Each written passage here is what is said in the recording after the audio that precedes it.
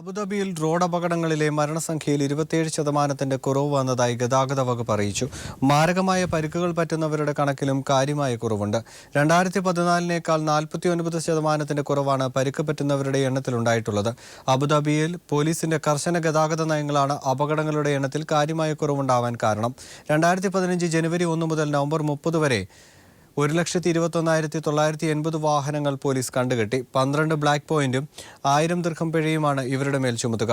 പ്രധാന നിരത്തുകളിലും കവലകളിലും നൂതന ക്യാമറകൾ സ്ഥാപിച്ചതും ഏറെ പ്രയോജനം ചെയ്തതായി ഗതാഗത വകുപ്പ് ഡെപ്യൂട്ടി ഡയറക്ടർ ബ്രിഗേഡിയർ ഖലീഫ മുഹമ്മദ് അൽ ഖൈലി പറഞ്ഞു. UAE-യിലെ എമിറേറ്റ്സ് ID ജനസംഖ്യാ കണക്കെടുപ്പിന് ആധാരമാക്കി മാറ്റുമെന്ന് അധികൃതർ അറിയിച്ചു. പുതിയ എമിറേറ്റ്സ് IDയിൽ ജനനതീയതി രേഖപ്പെടുത്തും. വ്യക്തിഗത വിവരങ്ങൾ പൂർണ്ണമായും ഒരൊറ്റ കാർഡിലൂടെ ലഭ്യമാക്കുകയെന്ന രീതിയാണ് ലക്ഷ്യമിടുന്നത്. ലോകത്തെ തന്നെ ഏറ്റവും മികച്ച ID കാർഡ് എന്ന പദവി ഉറപ്പാക്കാനാണ് ശ്രമം. ഇതിന്റെ ഭാഗമായി വ്യക്തിയുടെ ആരോഗ്യ സംബന്ധമായ മുഴുവൻ വിവരങ്ങളും എമിറേറ്റ്സ് ID കാർഡിൽ ഉൾപ്പെടുത്തും. തിരിച്ചറിയൽ കാർഡുകളിലെ ഇലക്ട്രോണിക് ചിപ്പിൽ വിവരശേഖരണത്തിനായി 12 കോളങ്ങൾ അടങ്ങുന്ന പ്രത്യേക സ്ഥലവും നീക്കിവെച്ചിട്ടുണ്ട്.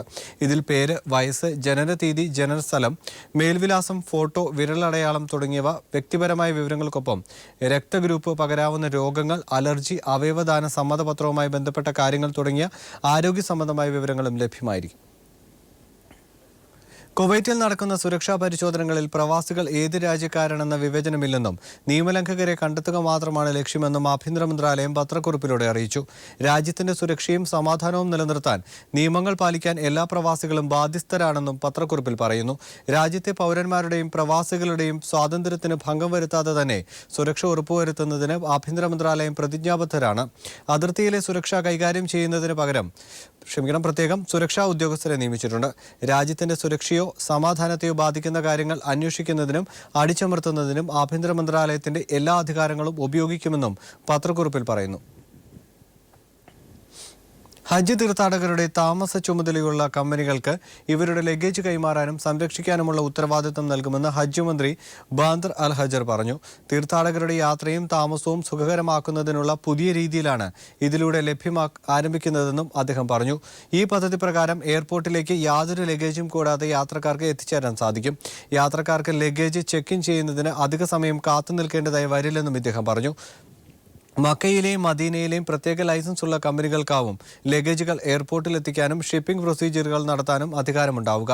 ലഗേജിനൊപ്പം തന്നെ സംസം വെള്ളവും ഇത്തരത്തിൽ യാത്രക്കാരുടെ ലഗേജിനൊപ്പം തന്നെ എത്തിക്കാനുള്ള സൗകര്യവും ചെയ്യുമെന്നും അദ്ദേഹം വ്യക്തമാക്കി.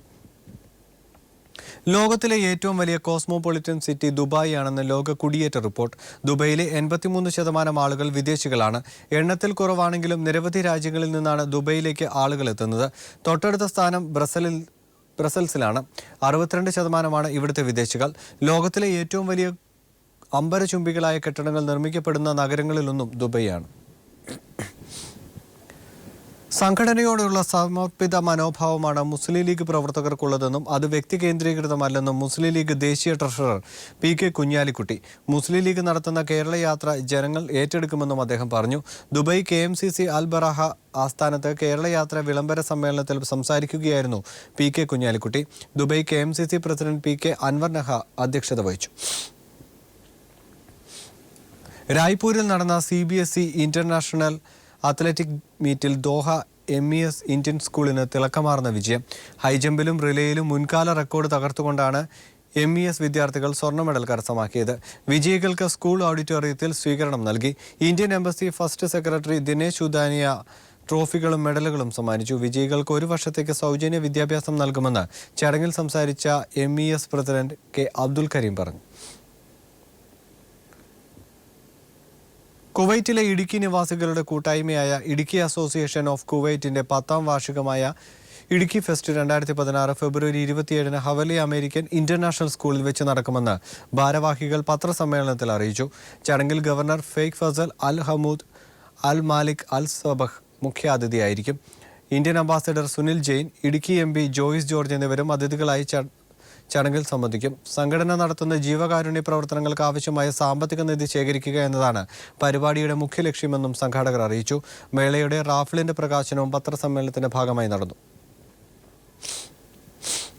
കുവൈറ്റിലെ ഇന്ത്യൻ കമ്മ്യൂണിറ്റി സ്കൂൾ 13ാമത് മെഗാ കാർണിവൽ ആഘോഷിച്ചു. വിവിധ കലാപരിപാടികൾ, വൈവിധ്യമാർന്ന മത്സരങ്ങൾ, കുവൈറ്റ് ഫയർ ഡിപ്പാർട്ട്മെന്റ് സംഘടിപ്പിച്ച ഫയർ സർവീസ് പ്രകടനം എന്നിവ ശ്രദ്ധേയമായി. ഇന്ത്യൻ സ്ഥാനപതി സുനിൽ ജെയിൻ ഉദ്ഘാടനം ചെയ്ത പരിപാടിയിൽ സാൽമിയ പോലീസ് കേണൽ ഫാരിസ് അൽ അസ്മി, സ്വകാര്യ വിദ്യാഭ്യാസ മന്ത്രാലയത്തിന്റെ ആക്ടിവിറ്റി വിഭാഗം മാനേജർ തുടങ്ങിയവർ പങ്കെടുത്തു. ദമാമിലെ യുണൈറ്റഡ് ഫുട്ബോൾ ക്ലബ്ബ് 7ാം വാർഷികാഘോഷം 1 വർഷം നീണ്ടു നിൽക്കുന്ന വാർഷിക പരിപാടികളോടെ ഫെബ്രുവരി 5-ന് തുടക്കം കുറിക്കും. UFC personality of the year 2015 പുരസ്കാരത്തിന് യുവ കഥാകൃത്തും മാധ്യമപ്രവർത്തകനുമായ അബ്ദുൾ അലി കളത്തിങ്ങലിനെ തെരഞ്ഞെടുത്തതായി ഭാരവാഹികൾ അറിയിച്ചു. വൃക്കകൾക്ക് അസുഖം ബാധിച്ചതിനെ തുടർന്ന് ചികിത്സ തേടി നാട്ടിലേക്ക് പോയ തിരുവനന്തപുരം സ്വദേശിയും അബക്കൈക്ക് നവോദയ സാംസ്കാരിക വേദി ഏരിയ കമ്മിറ്റി മെമ്പറുമായ മോഹനന്റെ ചികിത്സാ സഹായ ഫണ്ട് അബക്കൈക്ക് നവോദയ ഏരിയ പ്രസിഡന്റ് റഹീം പുനലൂർ ഏരിയ ജീവകാരുണ്യ കൺവീനർ വസന്തകുമാറിന് കൈമാറി. OICC ദമാം റീജിയണൽ കമ്മിറ്റിയുടെ വാർഷികാഘോഷത്തിൽ KC വേണുഗോപാൽ MP പങ്കെടുക്കുമെന്ന് OICC വാർത്താക്കുറിപ്പിൽ അറിയിച്ചു. ദമാമിലെ കലാകാരന്മാരും കലാകാരികളും പങ്കെടുക്കുന്ന പുതുമയാർന്ന കലാവിരുന്ന്, ചിത്രരചനാ മത്സരം, പെയിന്റിംഗ് മത്സരം, സാംസ്കാരിക സമ്മേളനം തുടങ്ങിയവ വിവിധ പരിപാടികളാണ് അവിടെ സംഘടിപ്പിക്കുന്നത്.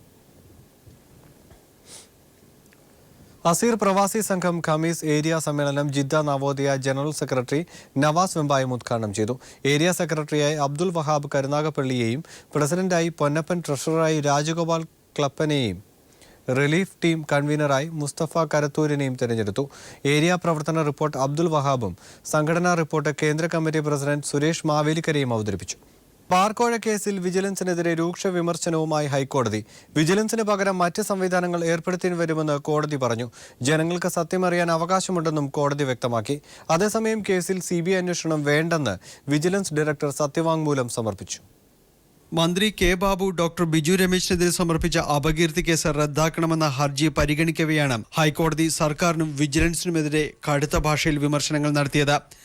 താനടക്കമുള്ള നികുതിദായകർക്ക് മന്ത്രിമാർക്കെതിരായ അന്വേഷണത്തിന്റെ സത്യമറിയാൻ അവകാശമുണ്ടെന്ന് കോടതി പറഞ്ഞു. വിജിലൻസ് കോടതിയുടെ നിർദ്ദേശത്തിന്റെ അടിസ്ഥാനത്തിൽ മുൻമന്ത്രി KM മാണിക്കെതിരെ നടത്തിയ തുടരന്വേഷണം അവസാനിപ്പിച്ച് വിജിലൻസ് റിപ്പോർട്ട് സമർപ്പിച്ചുവെന്നും ഹൈക്കോടതി കടുത്ത ജാഗ്രത കാട്ടിയ കേസിൽ അന്വേഷണം വിജിലൻസ് അട്ടിമറിക്കുകയായിരുന്നുവെന്ന് ബിജു രമേശിന്റെ അഭിഭാഷകൻ CP ഉദയഭാനു ചൂണ്ടിക്കാട്ടി.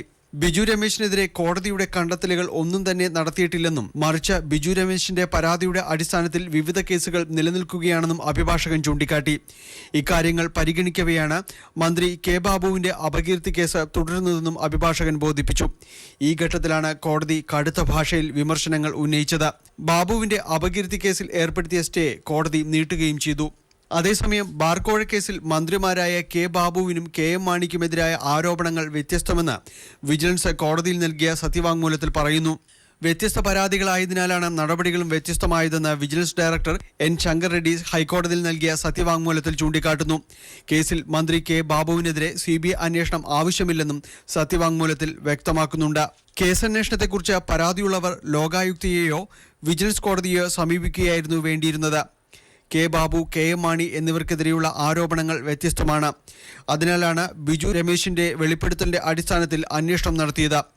കേസ് രജിസ്റ്റർ ചെയ്യാൻ ആവശ്യമായ തെളിവുകൾ ഇല്ല എന്ന പ്രാഥമിക അന്വേഷണത്തിൽ തന്നെ ബോധ്യപ്പെട്ടതാണെന്നും ഇത് താൻ അംഗീകരിച്ചതായി രേഖപ്പെടുത്തിയിട്ടുണ്ടെന്നും വിജിലൻസ് ഡയറക്ടർ സത്യവാങ്മൂലത്തിൽ വ്യക്തമാക്കുന്നുണ്ട്. News bureau, Kochi. മന്ത്രി കെ ബാബുവിനെ CPIM പ്രവർത്തകർ കരിങ്കൊടി കാണിച്ചു. ബാർക്കോഴ കേസിൽ ബാബുവിന്റെ രാജി ആവശ്യപ്പെട്ടായിരുന്നു പ്രതിഷേധം. മന്ത്രിയുടെ വാഹനം CPIM പ്രവർത്തകർ തടഞ്ഞു. ഇതേ തുടർന്ന് CPIM നേതാക്കളും പോലീസും തമ്മിൽ വാക്കേറ്റമുണ്ടായി. അതേസമയം ബാറുടമകളുടെ നഷ്ടം നികത്തേണ്ട ചുമതല സർക്കാരിനില്ലെന്ന് കെ ബാബു പറഞ്ഞു. രാവിലെ 10:30 മസ്കറ്റ് ഹോട്ടലിന് സമീപത്ത് സംസ്ഥാന ബിവറേജസ് കോർപ്പറേഷന്റെ പുതിയ ആസ്ഥാന മന്ദിരത്തിന്റെ ഉദ്ഘാടനം തീരുമാനിച്ചിരുന്നത്. വി ശിവൻകുട്ടി MLA നേതൃത്വത്തിൽ CPIM പ്രവർത്തകർ ബാർക്കോഴയിൽ ആരോപണവിധേയരായ മന്ത്രി കെ ബാബുവും VS ശിവകുമാറും രാജിവെക്കണമെന്നാവശ്യപ്പെട്ടുകൊണ്ട് 10 മണി മുതൽ തന്നെ ഇവിടെ പ്രതിഷേധം ആരംഭിച്ചിരുന്നു. പ്രതിഷേധം വകവയ്ക്കാതെ മന്ത്രി എത്തിയപ്പോൾ തന്നെ പ്രവർത്തകർ കരിങ്കൊടി കാട്ടുകയായിരുന്നു. തുടർന്ന് റോഡ് ഉപരോധിച്ച പ്രവർത്തകർ ഏറെ നേരം മന്ത്രിയെ റോഡിൽ തടഞ്ഞു. പ്രവർത്തകരെ അറസ്റ്റ് ചെയ്ത് നീക്കാനുള്ള പോലീസിന്റെ ശ്രമം പ്രതിഷേധത്തിനും ഇടയാക്കി. ഈ സമയം പോലീസ് സംരക്ഷണയിൽ മന്ത്രി കെ ബാബു മസ്കറ്റ് ഹോട്ടലിനുള്ളിൽ പ്രവേശിക്കുകയായിരുന്നു. പ്രവർത്തകരുടെ പ്രതിഷേധം പ്രധാന വേദിക്ക് മുന്നിലേക്ക് മാറ്റിയെങ്കിലും മറ്റു വഴിയിലൂടെ എത്തി മന്ത്രി ഉദ്ഘാടനം നിർവഹിച്ചു. പോലീസ് വി ശിവൻകുട്ടി MLA യുമായി നടത്തിയ ചർച്ചയ്ക്കൊടുവിലാണ് പ്രവർത്തകർ പിരിഞ്ഞു പോകാൻ തയ്യാറായത്. മദ്യനയത്തിൽ നഷ്ടമുണ്ടാക്കിയവരുടെ സ്പോൺസേഡ് പരിപാടി വകവെച്ചു കൊടുക്കാൻ സർക്കാർ തയ്യാറല്ലെന്ന് മന്ത്രി കെ ബാബു പറഞ്ഞു. ഈ നയം നടപ്പാക്കിയതിന്റെ പേരിൽ കോടികൾ നഷ്ടമുണ്ടായ ധാരാളം ആളുകളുണ്ട്. അവര് തിരിഞ്ഞു നിന്ന് ഒരുപാട് ആക്ഷേപങ്ങൾ ഉയർത്താൻ ശ്രമിക്കുന്നുണ്ട്. അപ്പൊ നഷ്ടമുണ്ടായ ആളുകൾ തിരിഞ്ഞു നിന്ന് ആക്ഷേപം ഉന്നയിച്ച് തളർത്താൻ നോക്കിയാൽ, അല്ലെങ്കിൽ അവർക്ക് വേണ്ടി ചില സ്പോൺസേഡ് പരിപാടികൾ നടത്താൻ ആരെങ്കിലും മുന്നോട്ട് വന്നാൽ അതൊന്നും വകവെച്ചു കൊടുക്കാൻ തയ്യാറല്ല എന്നുകൂടി സൂചിപ്പിച്ചുകൊണ്ട് ഞാൻ എൻ്റെ വാക്കുകൾ ചുരുക്കുന്നു. മഹിളാ അസോസിയേഷൻ പ്രവർത്തകരും ഡിവൈഎഫ്ഐ പ്രവർത്തകരും പ്രതിഷേധത്തിൽ അണിചേർന്നിരുന്നു. News bureau, Thiruvananthapuram. ഹൈദരാബാദ് സർവകലാശാലയിൽ ദളിത് വിദ്യാർത്ഥി രോഹിത് വെമുല ആത്മഹത്യ ചെയ്ത സംഭവത്തിൽ കേന്ദ്രമന്ത്രി ബന്ദാരു ദത്താത്രേയക്കെതിരെ പോലീസ് കേസെടുത്തു. കുറ്റക്കാർക്കെതിരെ കർശന നടപടി വേണമെന്നാവശ്യപ്പെട്ട് വിവിധ വിദ്യാർത്ഥി സംഘടനകൾ രാജ്യവ്യാപകമായി പ്രതിഷേധം സംഘടിപ്പിച്ചു.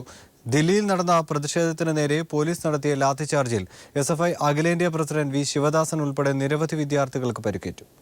സംഘപരിവാറിന്റെ നേതൃത്വത്തിൽ നടന്ന ഭരണകൂട ഗൂഢാലോചനയാണ് വിദ്യാർത്ഥിയുടെ ആത്മഹത്യയിലേക്ക് നയിച്ചതെന്നാണ് ആരോപണം. ABVPയുടെ പരാതിയെ തുടർന്നാണ് രോഹിത് വെമുല ഉൾപ്പെടെ 5 ദളിത് വിദ്യാർത്ഥികളെ സസ്പെൻഡ് ചെയ്തത്. ഹൈദരാബാദ് സർവകലാശാലയിൽ വിദ്യാർത്ഥികൾ ദേശവിരുദ്ധ രാഷ്ട്രീയ പ്രവർത്തനമാണ് നടത്തുന്നതെന്ന് കാണിച്ച് സെക്കന്ദരാബാദ് MPയും കേന്ദ്ര തൊഴിൽ സഹമന്ത്രിയുമായ ബന്ദാരു ദത്താത്രേയ മാനവ വിഭവശേഷി വകുപ്പ് മന്ത്രി സ്മൃതി ഇറാനിക്ക് അയച്ച കത്തിന്റെ അടിസ്ഥാനത്തിൽ കൂടിയായിരുന്നു നടപടി.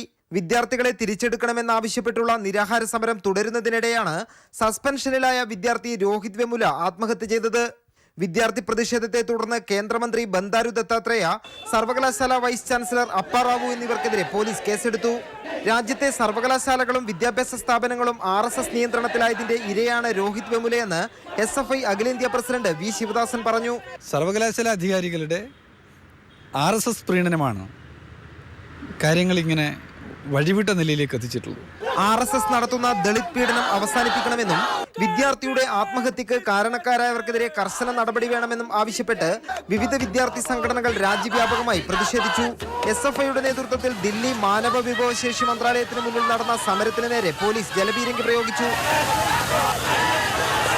രോഹിത്തിന്റെ മരണത്തിന് ഇടയാക്കിയ കേന്ദ്രമന്ത്രിമാർ ഉൾപ്പെടെയുള്ളവർക്കെതിരെ നടപടി സ്വീകരിക്കണമെന്നാവശ്യപ്പെട്ട് വലിയ രീതിയിലുള്ള വിദ്യാർത്ഥി പ്രക്ഷോഭത്തിനാണ് രാജ്യതലസ്ഥാനം സാക്ഷ്യം വഹിച്ചത്. വിവിധ സംഘടനകൾ ദില്ലിയിൽ നടന്ന പ്രതിഷേധത്തിൽ പങ്കെടുത്തു. SFI അഖിലേന്ത്യാ പ്രസിഡന്റ് വി ശിവദാസൻ ഉൾപ്പെടെ നിരവധി വിദ്യാർത്ഥികൾക്ക് പരിക്കേറ്റു. വരും ദിവസങ്ങളിലും സമരം തുടരാനാണ് വിദ്യാർത്ഥി സംഘടനകളുടെ തീരുമാനം. ദില്ലിയിൽ നിന്നും M സന്തോഷ്. ജനങ്ങളാണ് രാജ്യത്തെ ചരിത്രം നിർമ്മിക്കുന്നത്. ഈ രാജ്യത്തെ കാര്യങ്ങൾ നടക്കണമെന്നുണ്ടെങ്കിൽ ജനങ്ങൾ സംഘടിക്കണം.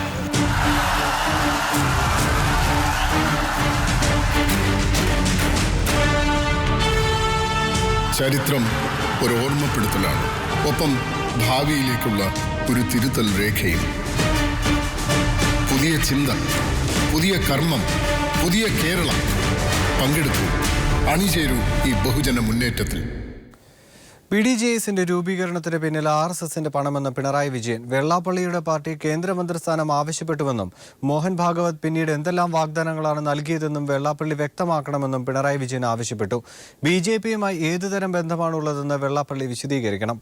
വെള്ളാപ്പള്ളിയും മകനും SNDPയുടെ കൊടി താഴെ വെച്ച് RSSന്റെ കൊടി പിടിക്കണമെന്നും പിണറായി വിജയൻ പറഞ്ഞു. നവകേരള മാർച്ചിന്റെ പര്യടനത്തിനിടെ കണ്ണൂർ മട്ടന്നൂരിൽ മാധ്യമപ്രവർത്തകരോട് സംസാരിക്കുകയായിരുന്നു പിണറായി വിജയൻ. RSSന്റെ പണം RSS അജണ്ട അനുസരിച്ച് രൂപീകരിക്കുന്ന പാർട്ടിയുടെ ശക്തിപ്പെടലിന് വേണ്ടി കൊടുത്തിട്ടുണ്ട്. അത് സ്വാഭാവികമാണ്. എന്നാൽ മറ്റു വാഗ്ദാനങ്ങളുണ്ട്. ആ വാഗ്ദാനങ്ങൾ നേരത്തെ മാധ്യമങ്ങൾ റിപ്പോർട്ട് ചെയ്തിട്ടുള്ളത് വെള്ളാപ്പള്ളി നടേശൻ്റെ മകന് മന്ത്രിസ്ഥാനം. ഇപ്പോൾ പ്രധാന ഭാരവാഹി എന്ന നിലക്ക്, പാർട്ടിയുടെ പ്രധാന ഭാരവാഹി എന്ന നിലയ്ക്ക് പറഞ്ഞ മകൻ തന്നെ BJPയുടെയും RSSന്റെയും കേന്ദ്ര നേതൃത്വവുമായി ചർച്ച നടത്താൻ പോയിരിക്കും. ഒരു കാര്യം ചെയ്താൽ നല്ലതാണ്. ഏതായാലും പാർട്ടിയായല്ലോ, ഇനി വേറെ ഒരു പാർട്ടിയായല്ലോ. ആ പാർട്ടി എന്ന നിലക്ക് കാര്യങ്ങൾ നടത്താനാണല്ലോ അവർ ശ്രമിക്കേണ്ടത്. അപ്പോൾ ചെയ്യേണ്ടത് ഒരു ജാതി ഒരു മതം ഒരു ദൈവം മനുഷ്യന് എന്ന് പറഞ്ഞ ശ്രീനാരായണ ഗുരു സ്ഥാപിച്ച സംഘടനയുടെ SNDPയുടെ കൊടി അങ്ങ് താഴെ വെക്കലാണ്. പിണറായി വിജയൻ നയിക്കുന്ന നവകേരള മാർച്ച് 4-ാം ദിവസം കണ്ണൂർ ജില്ലയിലെ മാമ്പറം, പാനൂർ, തലശ്ശേരി, കണ്ണൂർ എന്നിവിടങ്ങളിലാണ് പര്യടനം നടത്തിയത്. ഉജ്ജ്വല വരവേൽപ്പാണ് രക്തസാക്ഷികളുടെ ഓർമ്മകളിരമ്പുന്ന കണ്ണൂർ പിണറായിക്ക് നൽകിയത്. ധർമ്മടം മണ്ഡലത്തിന്റെ ഭാഗമായ മമ്പറം, കൂത്തുപറമ്പ് മണ്ഡലത്തിന്റെ ഭാഗമായ പാനൂർ, തലശ്ശേരി, കണ്ണൂർ എന്നിവിടങ്ങളിലായിരുന്നു 4-ാം ദിവസത്തെ പര്യടനം. മട്ടന്നൂരിൽ രക്തസാക്ഷി കുടുംബാംഗങ്ങളുടെ സംഗമത്തോടെയായിരുന്നു 4-ാം ദിവസം ജാഥ പ്രയാണം തുടങ്ങിയത്. ആദ്യ സ്വീകരണ കേന്ദ്രം പിണറായി ഉൾപ്പെടുന്ന ധർമ്മടം മണ്ഡലത്തിൽ. ജന്മദേശം ജാഥാനായകന് നൽകിയ വരവേൽപ്പ് അവിസ്മരണീയമായിരുന്നു. 10,000 സ്വീകരണ കേന്ദ്രത്തിലേക്ക് ഒഴുകിയെത്തി. രക്തസാക്ഷികളുടെ മണ്ണായ കൂത്തുപറമ്പിലെ സ്വീകരണവും ജനപങ്കാളിത്തം കൊണ്ട് ശ്രദ്ധേയമായി. ചരിത്രമുറങ്ങുന്ന തലശ്ശേരിയും കണ്ണൂരും ജാഥാനായകന് വീരോചിത വരവേൽപ്പാണ് നൽകിയത്. മാർച്ച് കടന്നു വന്ന വീഥികൾക്കിരുവശവും അഭിവാദ്യങ്ങളുമായി വൻ ജനാവലി തടിച്ചുകൂടി. മതനിരപേക്ഷത തകർക്കാനുള്ള ശ്രമങ്ങൾക്കും അഴിമതിക്കുമെതിരെ നിശിത വിമർശനമായിരുന്നു പിണറായിയുടെ പ്രസംഗങ്ങൾ. വർഗീയതയെ ഉമ്മൻചാണ്ടിയും കോൺഗ്രസും പ്രോത്സാഹിപ്പിക്കുകയാണെന്ന് പിണറായി കുറ്റപ്പെടുത്തി. നമ്മുടെ നാട്ടിൽ ഭൂരിപക്ഷ ന്യൂനപക്ഷ വ്യത്യാസമില്ലാതെ മഹാഭൂരിപക്ഷം പേരും മതനിരപേക്ഷ ചിന്താഗതിക്കാരാണ്. ആ മതനിരപേക്ഷ മനസ്സ് ഈ ആപത്ത് ശരിയായ രീതിയിൽ തിരിച്ചറിഞ്ഞിരിക്കുന്നു. അതിൻ്റെ ഭാഗമായി ചില കാര്യങ്ങൾ ഉച്ചത്തിൽ പറയാൻ ഈ മതനിരപേക്ഷ മനസ്സ് തയ്യാറായി. അതിലൊന്ന്, കേരളത്തിൽ വർഗീയതയെ നേരിടാൻ CPIM-നും ഇടതുപക്ഷത്തിനും മാത്രമേ കഴിയൂ എന്നതാണ്. ഈ പറഞ്ഞത് CPM-കാരായവരല്ല. രാഷ്ട്രീയമായി CPIM-നോട് യോജിപ്പില്ലാത്തവരടക്കം ഇത്തരമൊരു കാര്യം പരസ്യമായി പറയുന്ന നിലയുണ്ടായി. അപ്പം മതനിരപേക്ഷ മനസ്സ് അത്തരമൊരു നിലപാടിലേക്ക് എത്തിയത് എന്തുകൊണ്ടാണ്? വർഗീയതയ്ക്കെതിരെ ഉറച്ച നിലപാട് സ്വീകരിച്ചുകൊണ്ട് പൊരുതുന്നൊരു പ്രസ്ഥാനമാണ് CPIM. പിണറായിയെ കൂടാതെ ജാഥയിലെ സ്ഥിരാംഗങ്ങളായ MV Govindan master, KJ Thomas, PK Sainaba, MP-മാരായ PK Biju, MP Rajesh, A Sampath, KT Jaleel MLA എന്നിവരും വിവിധ സ്വീകരണ കേന്ദ്രങ്ങളിൽ പ്രസംഗിച്ചു. നവകേരള മാർച്ച് നാളെ കണ്ണൂർ ജില്ലയിലെ പര്യടനം പൂർത്തിയാക്കി വയനാട് ജില്ലയിലേക്ക് പ്രവേശിക്കും. കണ്ണൂരിൽ നിന്നും ബാബുരാജ് മൊറാഴയ്ക്കൊപ്പം സാലി മുഹമ്മദ്. കൊച്ചി സ്മാർട്ട് സിറ്റിയുടെ ആദ്യഘട്ട ഉദ്ഘാടനം ഫെബ്രുവരി 20 നടക്കും. വിശദാംശങ്ങളുമായി ദുബൈയിൽ നിന്നും T ജമാലുദ്ദീൻ ചേരുന്നു. ജമാലുദ്ദീൻ, വിവരങ്ങൾ. കൊച്ചി സ്മാർട്ട് സിറ്റി പദ്ധതിയുടെ 1-ാം ഘട്ട പദ്ധതിയുടെ ഉദ്ഘാടനം ഫെബ്രുവരി അവസാന വാരത്തിൽ നടത്താൻ ഇന്നലെ ദുബായിൽ ചേർന്ന സ്മാർട്ട് സിറ്റിയുടെ ഡയറക്ടർ ബോർഡ് യോഗം തീരുമാനിച്ചിരുന്നു. ഇതിനാണ് ഇന്ന് അന്തിമ തീയതി ആയിരിക്കുന്നത്. ഫെബ്രുവരി 20 സ്മാർട്ട് സിറ്റിയുടെ 1-ാം ഘട്ട പദ്ധതിയുടെ ഉദ്ഘാടനം നടത്താൻ തീരുമാനിച്ചിരിക്കുന്നു. ഇതോടുകൂടി സംസ്ഥാനം ഏറെക്കാലമായി കാത്തിരുന്ന ഒരു സ്വപ്ന പദ്ധതിക്കാണ് തുടക്കമാകുക. ഇന്നലെ മന്ത്രി PK കുഞ്ഞാലിക്കുട്ടിയുടെ നേതൃത്വത്തിൽ ദുബായിൽ നടന്ന യോഗത്തിലാണ് ഇത് സംബന്ധിച്ച സുപ്രധാനമായ തീരുമാനങ്ങൾ എടുത്തിരുന്നത്. ഏതായാലും ഫെബ്രുവരി 20 നടത്താൻ തീരുമാനിച്ചിരിക്കുന്നു എന്നതാണ് ഏറ്റവും അവസാനമായി നൽകാനുള്ള വിവരം. കൊച്ചി സ്മാർട്ട് സിറ്റിയുടെ ഉദ്ഘാടനം ഫെബ്രുവരി 20 നടത്തുമെന്ന് സ്മാർട്ട് സിറ്റിയുടെ ഡയറക്ടർ ബോർഡ് ദുബായിൽ നടന്ന ഡയറക്ടർ ബോർഡ് തീരുമാനിച്ചു. ആദ്യഘട്ട പദ്ധതിയുടെ ഉദ്ഘാടനമാണ് നടക്കുക.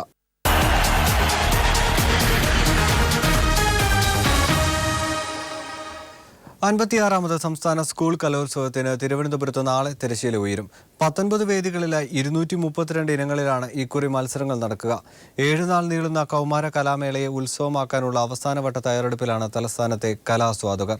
വിജയികൾക്ക് സമ്മാനിക്കാനുള്ള 117 പവന്റെ സ്വർണ്ണക്കപ്പിന് തലസ്ഥാന നഗരം ആവേശോജ്വല സ്വീകരണം നൽകി.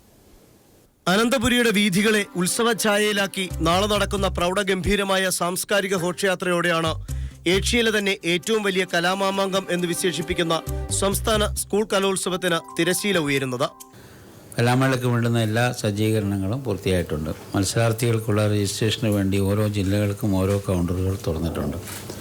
14 കൗണ്ടറുകളും സജ്ജീകരിച്ച് ഓരോ കൗണ്ടറിലും 5 പേർ വീതമുണ്ടാകും. രജിസ്ട്രേഷൻ എത്തുന്ന മത്സരാർത്ഥികൾക്ക് കാലതാമസം കൂടാതെ തന്നെ നടപടിക്രമങ്ങൾ പൂർത്തിയാക്കി നൽകാനുള്ള സംവിധാനങ്ങൾ ചെയ്തിട്ടുണ്ട്. ഉച്ചയ്ക്ക് 2:30 വർണ്ണസഫലമായ സാംസ്കാരിക ഘോഷയാത്ര. ഗവൺമെന്റ് സംസ്കൃത കോളേജിന് മുന്നിൽ DGP TP സെൻകുമാർ ഘോഷയാത്ര ഫ്ളാഗ് ഓഫ് ചെയ്യും.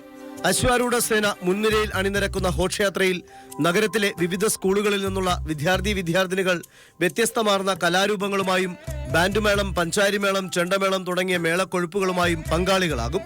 ഘോഷയാത്രയുടെ അവസാനവട്ട റിഹേഴ്സലും തലസ്ഥാനത്തെ സ്കൂളിൽ നടന്നു. സ്കൂൾ കലോത്സവത്തിന്റെ വിജയിക്ക് സമ്മാനിക്കാനുള്ള 117.5 പവന്റെ സ്വർണ്ണക്കപ്പിന് തലസ്ഥാന നഗരിയിലേക്ക് ആവേശോജ്വലമായ വരവേൽപ്പാണ് നൽകിയത്. V Sivankutty MLA, mayor VK Prasanth, DPI MS Jaya തുടങ്ങിയവർ ചേർന്ന് സ്വർണ്ണക്കപ്പിനെയും കലോത്സവ വേദിയിൽ ഉയർത്താനുള്ള പതാകയും സ്വീകരിച്ച് ഏറ്റുവാങ്ങി. നഗരത്തിലെ വിവിധ സ്കൂളുകളിൽ നിന്നുള്ള കുട്ടികളും സ്വർണ്ണക്കപ്പ് വഹിച്ചുള്ള ഘോഷയാത്രയ്ക്ക് വരവേൽപ്പ് നൽകി. നാളെ വൈകുന്നേരം നടക്കുന്ന ഉദ്ഘാടന സമ്മേളനത്തിൽ മുഖ്യമന്ത്രി ഉമ്മൻചാണ്ടി 56ാമത് കലാമേളയ്ക്ക് തിരിതെളിക്കും. സംവിധായകൻ ജയരാജ് മുഖ്യ അതിഥിയായിരിക്കും. ഉദ്ഘാടനത്തോടനുബന്ധിച്ചുള്ള സ്വാഗത സംഗീത നൃത്തശില്പവും അവസാന പരിശീലനത്തിലാണ്. ഒന്നാമത്തെ വേദിയായ ചിലങ്കയിൽ അരങ്ങേറുന്ന മോഹിനിയാട്ട മത്സരത്തോടെ കലാമത്സരങ്ങൾക്കും തുടക്കമാകും. അനന്തപുരിയെ ഉത്സവത്തിൽ ആറാടിക്കാൻ ഇനി മണിക്കൂറുകൾ മാത്രം. മത്സരാർത്ഥികൾക്കും വിജയികൾക്കുമുള്ള സമ്മാനങ്ങളും എത്തിക്കഴിഞ്ഞു. എവറോളിംഗ് ട്രോഫിയായ 117 പവന്റെ കപ്പും തലസ്ഥാനത്തെത്തിയതോടുകൂടി തന്നെ ഇനി മണിക്കൂറുകളുടെ കാത്തിരിപ്പ്. ക്യാമറാമാൻ അജിത്തിനൊപ്പം സുനിൽ അരുമാനു. വിജയ ഹോം അപ്ലയൻസസിന്റെ 4ാമത് ഷോറൂം അടൂരിൽ പ്രവർത്തനം ആരംഭിച്ചു. മന്ത്രി അടൂർ പ്രകാശ് ഷോറൂം ഉദ്ഘാടനം ചെയ്തു. ശുംഭകാനന്ദ സ്വാമി, വിജയമ്മ വിദ്യാധരൻ, ചിറ്റയം ഗോപകുമാർ, MLA VN വാസവൻ തുടങ്ങിയവർ സംബന്ധിച്ചു. മലബാർ ഗോൾഡ് ആൻഡ് ഡയമണ്ട്സിന്റെ 145ാമത് ഷോറൂം ദമാമിൽ പ്രവർത്തനം ആരംഭിച്ചു. സൗദി രാജകുമാരൻ ബിൻ അബ്ദുള്ള ബിൻ അബ്ദുൾ അസീസും Lulu group MD MA Yusuff അലിയും ചേർന്നാണ് ഷോറൂമിന്റെ ഉദ്ഘാടനം നിർവഹിച്ചത്. ദമാമിലെ 2ാമത്തെ ഷോറൂമാണിത്. പ്രിൻസ് ബിൻ ഫഹദ് റോഡിലുള്ള ലുലു ഹൈപ്പർ മാർക്കറ്റിലാണ് ദമാമിലെ പുതിയ ഷോറൂം പ്രവർത്തിക്കുന്നത്. 100 സ്വർണ്ണ നാണയങ്ങൾ ഉൾപ്പെടെ വമ്പിച്ച ഉദ്ഘാടന ഓഫറുകളാണ് മലബാർ ഗോൾഡ് ആൻഡ് ഡയമണ്ട്സ് ഒരുക്കിയിരിക്കുന്നത്. ഇടക്കാല റിപ്പോർട്ട് സമർപ്പിക്കുന്നത് സംബന്ധിച്ച് സോളാർ കമ്മീഷൻ നാളെ തീരുമാനം പറയും. ഹാജരാക്കാത്ത സാക്ഷികളെ കമ്മീഷന്റെ അധികാരം ഉപയോഗിച്ച് നിർബന്ധപൂർവ്വം ഹാജരാക്കുന്ന കാര്യത്തിലും കമ്മീഷൻ നാളെ ഉത്തരവിടും. ഇടക്കാല റിപ്പോർട്ട് സമർപ്പിക്കുന്ന കാര്യത്തിൽ സർക്കാരിന് പ്രത്യേക നിലപാടില്ലെന്ന് സർക്കാർ കമ്മീഷനെ അറിയിച്ചു. മുഖ്യമന്ത്രിയുടെ മുൻ പേഴ്സണൽ സ്റ്റാഫ് അംഗം ജിക്കുമോനെയും കമ്മീഷൻ ഇന്ന് വിസ്തരിച്ചു.